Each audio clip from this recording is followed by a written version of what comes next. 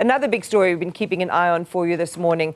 Newzroom Africa's Veronica Makhoali is at the scene of an apartment complex that was gutted by fire in Midrand, north of Johannebsurg last night, and joins me now. Veronica, good morning. It's been, quite a nightmarish night for many of the families there, caught completely off guard, some having lost everything that they own and essentially being rendered homeless today. But there are some heroic stories that have emerged from the fire. Do tell us more.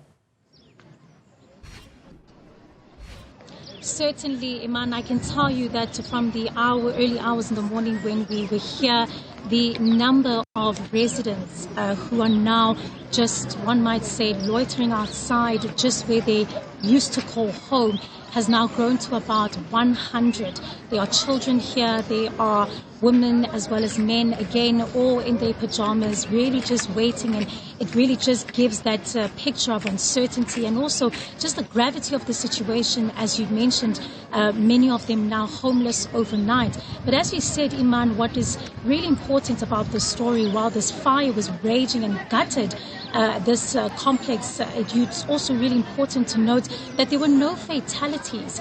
And for a fire that, of course, was so extensive, and from the videos and also just the, eyewitnesses that we've been speaking to and what they have recounted, it's quite shocking that there were no fatalities. But that very reason is because of a gentleman that I'm joined by now who took it upon himself to go to each and every door of this building to alert residents of what was going on. Thank you so much for your time. You're live on Newzroom Africa. I think first and foremost, just walk us through what you remember and what alerted you in terms of the fire and how this community around us can say that they are safe today. Well, basically, I was woken up by the smoke in my room, and it was my next door neighbor's room. So I woke up and got out, and the security was there knocking on my door. I went and tried to help him open the door, and as we tried to open, I had to break the glass window so that we can come. But the smoke was so thick and rich that we couldn't put somebody in there to try to open it from the other side. Building manager came in and tried to assist, but we ended up having to break the door with a fire extinguisher, broke it in. But the smoke was so rich and thick that we actually needed to walk as quick as we can out. As we started walking quick as we can, the roof started going on fire. The fire took literally 5 minutes to begin. We had to run and keep people's doors open, run, make noise for people to come out, and eventually we got as many as people out. And yeah, obviously there's no fatalities right now. So we're happy that all that happened, and we're quick to respond on that. Yeah, and we know that obviously during that time there was a lot of panic. Can you just tell us about how some of the residents were reacting to, the blaze? As you said, it spread quite rapidly. So it was so quickly that many people actually, it spread so quickly. Most of them were trying to save their cars. Some of them were trying to save their passports. As you can see, we've got some international kids and parents here. So they were trying to save their passports and things. But the safety in me couldn't allow many of them to go back. So we had to block them and tell them to go out, guys. There was no way we could allow anybody to go in and try to save anything. So basically those who could save their cars saved, and those who couldn't, stayed out. But no cars burned. So we are glad that didn't happen though. And as we were speaking, you recalled how you went to each and every door, and as you said, some of them you had to go back and pull them. Were you not worried about your own safety at that time? Well, basically, when you work in the mining industry and all this power generation, you always remember that we get a lot of safety lessons, safety classes and everything. So what kicks in mostly as a team leader myself would be that go in and save as many people as you can. Save as many people as you can, tell them to get out as much as you can, and hope that fatalities are not there. So basically that kicked in actually. One of my friends was kept on telling me, Debs, I don't go back and stop. I'm like, look, man, there's just a few more people. Just get a few more people out and keep shouting. And basically, that's what happened. It's instincts of safety, I think. Yeah. And how do you feel now seeing that, yes, this is quite a desperate situation, but knowing that those that were part of your community here in this complex are still alive, seeing the children here that have gathered as well? Well, for me, most importantly, I always say everything is materialistic. We work for materialistic things. So our laptops, our phones, all those things are materialistic. What's important is life.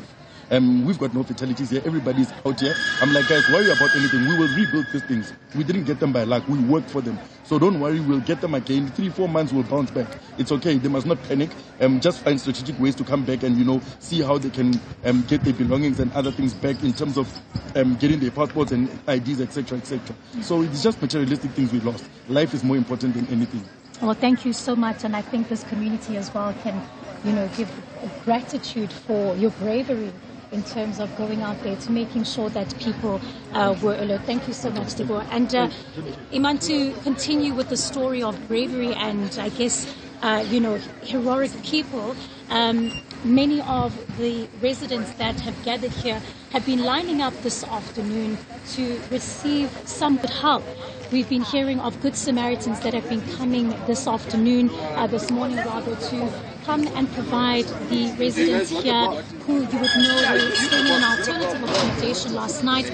But of course, that uncertainty has now really kicked in, with many not knowing where they will get their next meal or where they will sleep.